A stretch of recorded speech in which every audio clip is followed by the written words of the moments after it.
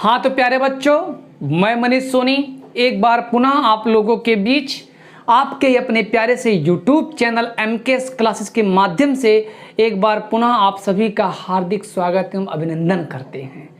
आज हम लोग एक बार पुनः 10वीं कक्षा के लिए त्रिभुज प्रश्नावली 6.4 का ये मेरा सेकेंड पार्ट होगा। इसके पहले हम क्वेश्चन नंबर 3 तक कंप्लीट कर दिए हैं। तो आइए क्वेश्चन नंबर 4 से अपने इस 6.4 के क्लास को कंटिन्यू करते हैं। क्वेश्चन 4 क्या कह रहा है कि यदि भैया आप लोगों से एक गुजारिश कर रहा हूं, मैं देखता हूं कि वीडियो देख लेते हैं लेकिन एक लाइक नहीं करते हैं। ना अच्छा लगे तो डिसलाइक कर दिया कीजिए, अच्छा लगे तो लाइक कर दिया कीजिए। समझ में आए तो कमेंट में लिख दीजिए सर समझ में आया, ना समझ में आया हो तो लिखिए सर समझ में नहीं आया। आप इतना कंजूसी ना करिए, हम तो इतने मेहनत से आप लोगों के लिए वीडियो बनाते हैं, तो ये मेरा एक फ़र्ज बनता है, ठीक है ना। हालांकि ये फ़र्ज नहीं बनता कि ये कहने वाली बात नहीं, लेकिन मैं देख रहा हूँ आप लोगों का फीडबैक क्या है मेरे लिए, मेरे चैनल के लिए, ठीक है ना। तो फीडबैक में कुछ ना कुछ तो दिया कीजिए ना, अच्छा बुरा जो भी है अपने मन में वो शेयर करिए बाय कमेंट के माध्यम से, ठीक है ना। तो और कम से कम अपने दोस्तों को भी बताइए, चाहे जिस बिहार स्टेट के हैं, यूपी स्टेट के हैं, ठीक है ना, उड़ीसा के हैं, सभी लोग इस चीज़ का फ़ायदा ले सकते हैं क्योंकि NCERT बुक मैं पढ़ा ही रहा हूँ, समझ सकते हैं आप लोग, और NCERT बुक हर जगह चलती है। आइए चलते हैं। कह रहा यदि दो समरूप त्रिभुजों के क्षेत्रफल बराबर हो तो सिद्ध कीजिए कि वे त्रिभुज सर्वांग सम होते हैं। तो पहला काम हम लोग क्या करते हैं, क्या दिया है पहले हम उस चीज का मेंशन कर लेते हैं। दिया है दो समरूप त्रिभुज, दिया है दो समरूप त्रिभुज, दो समरूप त्रिभुज। अब दो समरूप त्रिभुज का कोई नाम लिख लेते हैं, ठीक है ना।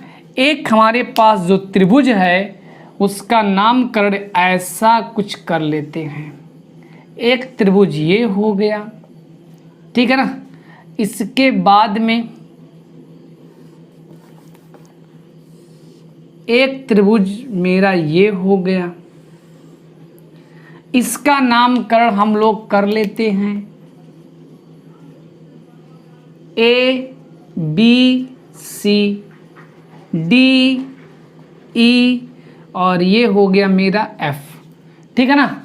अब इस चीज़ को मिटा देते हैं, हम मैथमेटिक के लैंग्वेज में लिखते हैं त्रिभुज ABC समरूप है, त्रिभुज ABC सॉरी हाँ ठीक है, त्रिभुज ABC समरूप है त्रिभुज DEF के। कारण दो समरूप त्रिभुजों के क्षेत्रफल बराबर हों तथा एरिया ऑफ त्रिभुज ABC ये बराबर है एरिया ऑफ त्रिभुज DEF के। इतनी बात तो आपको समझ में आ गई। जो थ्योरम में था मैंने वही काम किया। सिद्ध करना है कि त्रिभुज ABC सर्वांगसम त्रिभुज, ठीक है ना, किसके, DEF के। अगला मेरा होगा हेडिंग उत्पत्ति, जिसे हम लोग प्रूफ कहते हैं। आइए इस चीज को हम लोग कर लेते हैं। अगर हमारे पास दो समरूप त्रिभुज होंगे, त्रिभुज ABC समरूप DEF कहाँ से है, दिया है, इसलिए दो समरूप त्रिभुजों की संगत भुजाएं समानुपाती होती हैं। AB बटे DE बराबर BC बटे EF इक्वल AC बटे DF। लिख लीजिएगा यहीं कि दो समरूप त्रिभुजों की संगत भुजाएं समानुपाती होती हैं। इतनी बात समझ में आ गई। अब ध्यान दीजिएगा, अब आइएगा तथा एक काम ये भी जानिए कि अगर दो त्रिभुज हमारे समरूप होंगे तो उस स्थिति में उन समरूप त्रिभुजों के क्षेत्रफलों का अनुपात उनकी संगत भुजाओं के वर्गों के अनुपात के बराबर होता है। तो आइएगा चलते हैं। इस चीज़ को मिटा दे रहे हैं अब हम लोग। एरिया ऑफ त्रिभुज, ठीक है ना, एरिया ऑफ त्रिभुज ए बी सी बटे एरिया ऑफ त्रिभुज डी ई एफ बराबर क्या होने वाला है? होने वाला है आपके पास, ठीक है ना, ए बी बटे डी ई का स्क्वायर बराबर बी सी बटे ई एफ का स्क्वायर इक्वल ए सी बटे डी एफ का स्क्वायर। इसे आप समीकरण नंबर 1 मान लीजिएगा। सब आपस में एक दूसरे के बराबर हैं। अब क्या होगा, चूंकि एरिया ऑफ त्रिभुज ए बी सी बराबर एरिया ऑफ त्रिभुज डी ई एफ कहाँ से है, ये चीज़ दिया है। भाई कैमरामैन थोड़ा देखते रहिए। एरिया ऑफ त्रिभुज ए बी सी बराबर एरिया ऑफ त्रिभुज डी ई एफ ये दिया है। अगर ये दोनों बराबर होंगे तो समीकरण 1 से ये दोनों क्या हो जाएंगे, आपके कैंसिल हो जाएंगे, ठीक है ना। तब समीकरण 1 से क्या होने वाला है, A B by D E का square equal B C by E F का स्क्वायर इक्वल, ई को यहाँ ले देते हैं, A C by D F का स्क्वायर और इक्वल 1 हो जाएगा। अब हम दोनों पक्षों का वर्गमूल ले लेते हैं, सॉरी सबका वर्गमूल लेते हैं। तो इसका स्क्वायर इसका स्क्वायर कैंसिल हो, मतलब हट जाएगा, एक का वर्गमूल 1 के होगा। तो आपको मिलेगा क्या, A B by D E बराबर 1 लिख सकता हूँ। This implies A B by D E, ठीक है ना, बी सी बराबर ई एफ तथा A C by D F. चलिए इस चीज़ को यहाँ लिखने की कोई आवश्यकता नहीं है मुझे, अब फालतू में लिख दिया। डायरेक्ट आप लिखेंगे कि चूंकि, ठीक है ना, त्रिभुज ए बी सी समरूप है त्रिभुज डी ई एफ के, इसलिए ये चीज़ लिखेंगे। मैं उतना फालतू में लिख दिया, कोई काम नहीं था मुझे। अब ध्यान दीजिएगा, ये हमारा ए बी है और ये हमारा डी ई है। इसके बाद ये हमारा बी सी है और ये हमारा ई एफ है। ये ए सी है और ये डी एफ है। बताओ दोनों त्रिभुजों की संगत भुजाएं बराबर है कि नहीं है। इस त्रिभुज की ये भुजा इस त्रिभुज की इस भुजा के बराबर है, इस त्रिभुज की ये भुजा इस त्रिभुज की ये भुजा के बराबर है, इस त्रिभुज की ये भुजा इस त्रिभुज की भुजा बराबर है। तो भैया आप बताइए, अगर ये दोनों मतलब सबके भुजाएं आप मतलब ये इसके बराबर, ये इसके बराबर, ये इसके बराबर, तो लिख सकते हैं क्या, भुजा भुजा, ठीक है ना, 3 बार भुजा भुजा भुजा भुजा। सर्वांग समता नियम से त्रिभुज ए बी सी सर्वांग सम होगा त्रिभुज डी ई एफ के, और यही मुझे प्रूव भी करना था, ठीक है ना। एक बार पुनः मैं बता दे रहा हूँ यार, कुछ था ही नहीं। हमारे पास 2 समरूप त्रिभुज था जिसका नाम था ए बी सी और डी ई एफ।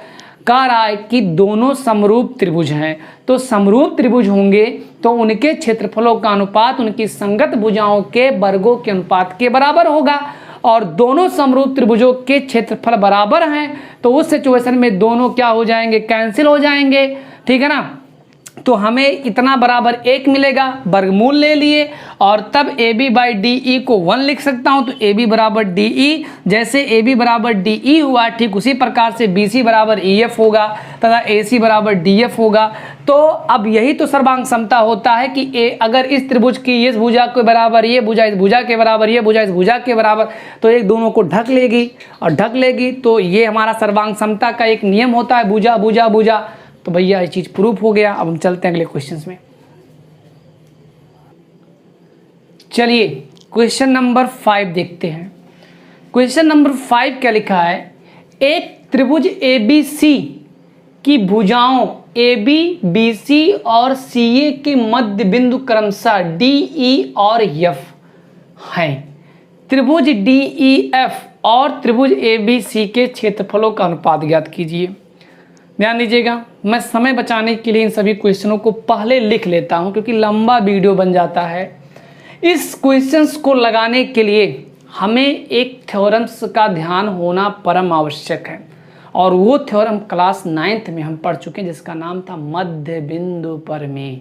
अगर आपको वो प्रमेय ध्यान में होगा तो ये क्वेश्चंस बहुत सरल स्वभाव में हल हो जाएंगे। लेकिन अगर मध्य बिंदु प्रमेय आपको नहीं पता है तो इस क्वेश्चंस को लगाने के लिए आप भूल ही जाइए कि क्वेश्चंस आप लगा नहीं पाएंगे। लेकिन चलिए, कुछ बच्चे क्लास 9th में ना पढ़ पाए हों तो उसके लिए मैंने यहाँ मध्य बिंदु प्रमेय लिख दिया कि त्रिभुज की किन्हीं, ठीक है ना, दो भुजाओं के मध्य बिंदुओं को मिलाने वाली रेखा तीसरी भुजा के समांतर तथा आधी होती है। क्लास 9th में त्रिभुज अध्याय 7 में त्रिभुज एक चैप्टर्स क्लास 9th में आप लोग पढ़े हैं, उसमें मध्य बिंदु प्रमेय आप लोग प्रूव किए हैं। लेकिन चलिए अभी इस थ्योरम के माध्यम से हम इस क्वेश्चंस को भी सॉल्व कर देते हैं और इस थ्योरम को भी समझा देते हैं। तो आइएगा, जो कुछ भी हमें दिया है पहले हम उस चीज को बना लेते हैं। क्या दिया है? एक त्रिभुज ABC दिया है, तो आइए हम फिगर बना देते हैं।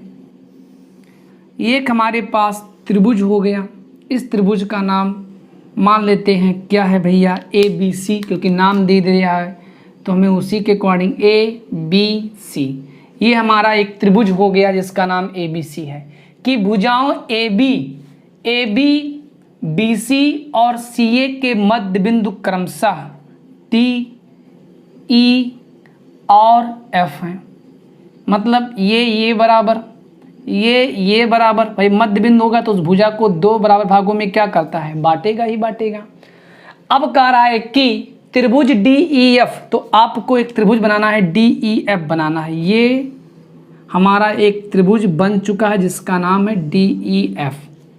इतनी बात तो सबको समझ में आ गई होगी, ठीक है ना। अब क्या है, ध्यान दीजिएगा, हमें क्या करना है कि त्रिभुज DEF और त्रिभुज ABC के क्षेत्रफलों का अनुपात ज्ञात करना है। मतलब एरिया ऑफ त्रिभुज DEF बटे एरिया ऑफ त्रिभुज ABC बराबर क्वेश्चन ऑफ मार्क। यही चीज हमें क्या करना है? ज्ञात करना है। इसके लिए जो हमारा ये है वो हथियार है, ठीक है ना। आइएगा समझते हैं इस थ्योरम को। त्रिभुज की किन्हीं दो भुजाओं के मध्य बिंदुओं को मिलाने वाली रेखा। हमारे पास एक त्रिभुज ABC है। त्रिभुज की किन्हीं दो भुजाओं के, एक भुजा मान लेते हैं हमारे पास BC है और एक भुजा AB है। समझने का प्रयास करिएगा। त्रिभुज की किन्हीं दो भुजाओं, एक भुजा हमारा AB और एक भुजा BC, भुजाओं के मध्य बिंदु, इस त्रिभुज इस भुजा का मध्य बिंदु D और इस भुजा का मध्य बिंदु E, और ये मिलाने वाली रेखा है DE। ये रेखा क्या है? DE। अब ध्यान दीजिए, तीसरी भुजा, एक भुजा ये, एक भुजा ये, दो, और एक कौन भुजा होगी? तो मेरे पास तीसरी होगी। तीसरी भुजा के समांतर, ठीक है ना। तो यहां लिखेंगे, ठीक है ना, हल। अब लिखेंगे यहां मध्य बिंदु प्रमेय से, मध्य बिंदु प्रमेय से मैं लिखने वाला हूं, ठीक है ना, कि DE समांतर, ठीक है ना, DE समांतर किसके होगा? AC के। ये बात तो आपको समझ में आ रही होगी। DE हमारा समांतर हो गया किसके? AC के। चलिए अभी इसको थोड़ी देर के लिए हम दूसरे भाषा में क्या लिख रहे हैं, एक मतलब कहने का मतलब क्या कर रहे हैं, सीरियल से कर रहे हैं कि एक त्रिभुज हमारे पास ABC है, उसकी भुजा एक AC है और एक क्या है? BC। इसका मध्य बिंदु ये, इसका मध्य बिंदु ये, तो FE ये समांतर होगा किसके? AB के। तथा एक चीज यह भी होगा, एक चीज क्या होगा मेरा, एक चीज यह भी हो जाएगा कि जो तीसरी भुजा के समांतर तथा आधी होती है, मतलब FE बराबर हाफ AB, ठीक है ना। FE इक्वल हाफ कितना हो गया? AB हो गया। अब इसके बाद, ठीक है ना, एफ ई इक्वल हो गया कितना, हाफ ए बी हो गया। काहे हो गया, इसी के प्रमेय से ही हुआ है। अब यहाँ से हम लोग क्या कर सकते हैं, इस चीज़ को लिख सकते हैं, this implies F E by A B equal half, समीकरण नंबर 1 लिख सकते हैं ना। ध्यान दीजिएगा, F E by A B equal half हो गया। इसी प्रकार ठीक है ना, जो हमारा होगा डी एफ ठीक है ना, डी एफ ये बराबर होगा, ठीक है ना, किसके बराबर होगा, हाफ बी सी के। दूसरे भाषा में इसको लिख सकता हूं मैं D F by B C equal half, समीकरण नंबर 2, ठीक है ना। तथा अब हम लोग लिख सकते हैं डी ई बराबर half A C, this implies D E by A C equal half, समीकरण नंबर 3। अब क्या होगा, समीकरण 1, 2 व 3 से, ठीक है ना, क्या होने वाला है, F E by A B equal D F by B C equal D E by A C बराबर हाफ, ठीक है ना। समीकरण 1, 2, 3 का right hand side half half half है, तो सब आपस में बराबर किसके होंगे, हाफ के होंगे। अब एक चीज़ ध्यान दीजिएगा, हमें उनके क्षेत्रफलों का अनुपात करना है, तो जाहिर सी बात है अब 2 त्रिभुज हमारे पास है, एक त्रिभुज है डी ई एफ और दूसरा त्रिभुज हमारे पास ए बी सी है, और इनकी भुजाएं अनुपातिक हैं, तो हम कह सकते हैं क्या, ध्यान दीजिएगा, त्रिभुज एफ ई, देखिए एफ ई डी समरूप होगा त्रिभुज ए बी सी के, ठीक है ना। एफ ई डी समरूप होगा त्रिभुज ए बी सी के, और अगर 2 त्रिभुज समरूप हो गए होंगे तो लिख सकते हैं अतः एरिया ऑफ त्रिभुज, ठीक है ना। एफ ई डी को हम लोग डी ई एफ भी लिख सकते हैं, डी ई एफ बटे एरिया ऑफ त्रिभुज, ठीक है ना। अब इसे मुझे सी बी ए लिखना होगा, चलिए सी बी ए लिख दे रहे हैं, त्रिभुज सी बी ए बराबर क्या होगा, क्या कि डी ई बटे सी बी, देखिए कहीं डी ई बटे सी बी है, देखिए थोड़ा सा हम कहीं गलती कर रहे हैं, आइए इस गलती को हम एक दूर कर देते हैं इसी वक्त ही। आइए कैसे करेंगे, ध्यान दीजिएगा,